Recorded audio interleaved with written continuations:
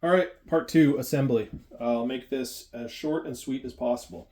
So you're going to need 1, 2, 3, 4, 5, 6 M5 20 millimeter bolts, and you're going to need 3 M5 12 millimeter bolts and nuts for all of them. This Allen key is for the heads on these bolts.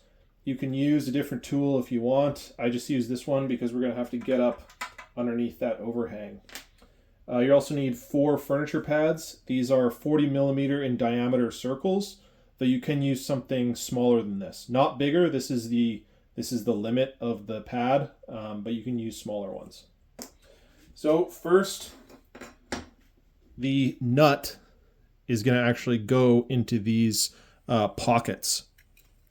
So there's the nut side and the bolt side, and these come together to hold the nut in place.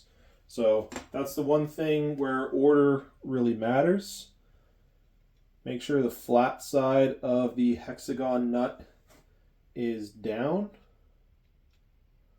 And I will post these models so that if you have a different set of hardware, you can still use them.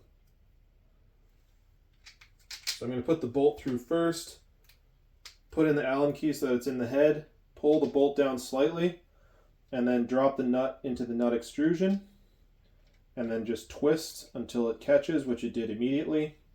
And the great thing about having nut extrusions is that you don't require a socket because the print itself is the socket.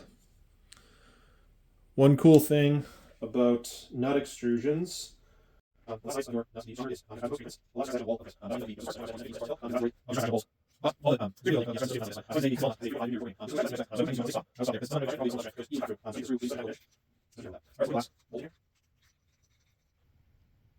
There we go. Now this should be like a rattle. Those are the nuts rattling around. It's actually kind of cool that they're not rattling that much. So second is these handle struts. So they're both exactly the same. So they fit in. Like this. This is where you put the nut itself. So you drop the nut in there, and then that faces to the outside, and then it fits into that slot. And then the bolts come from underneath and suck up that nut and crimp right there.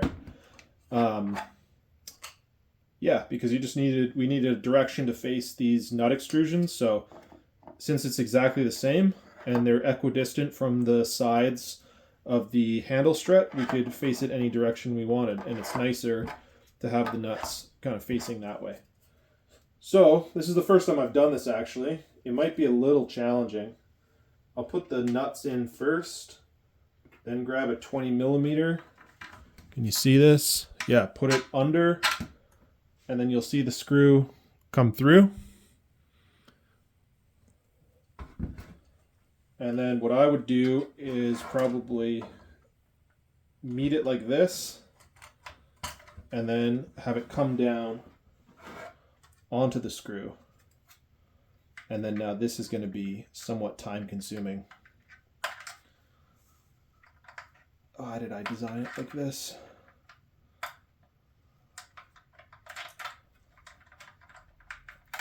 Oh, this is going to suck.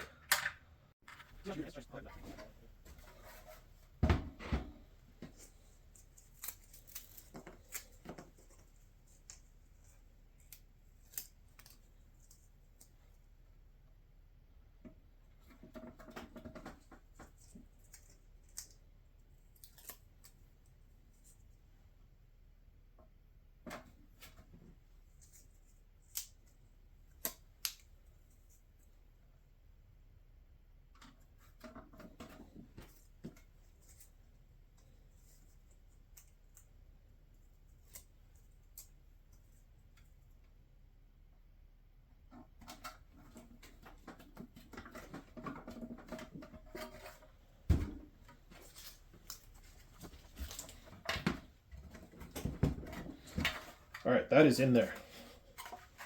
That is in there. Okay, so what I did was took the nut, dropped it in there. It's not, the orientation doesn't really matter too much because it's gonna like contact and just kind of, there we go. They sit in there quite nicely. This extrusion is more than big enough. Then I hold this at an angle, contact with the side. There is a 0.5 millimeter tolerance here, so with the thermoplastic cooling and blah, blah, blah, blah, blah, it pretty much is flush. And then while holding it against there, I slide it down and I'm clamping it with my hand. So now those nuts are ready to be engaged with these bolts. So I take a bolt and I do as much as I can with my finger. All right, still holding it clamped. And then I tried a couple different tools, but I'm gonna go with, oh, that cracking is getting so much worse. Yeah, it's almost just cracking clean across. I just have a nut driver.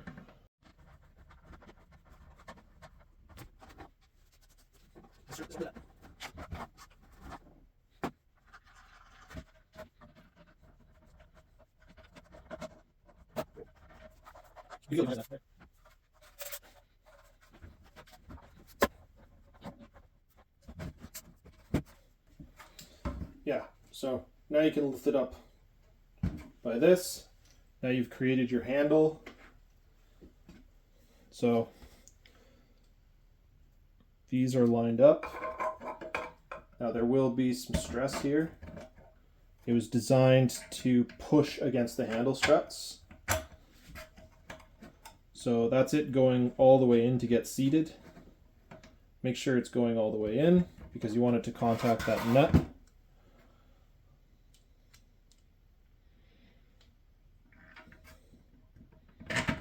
There we go.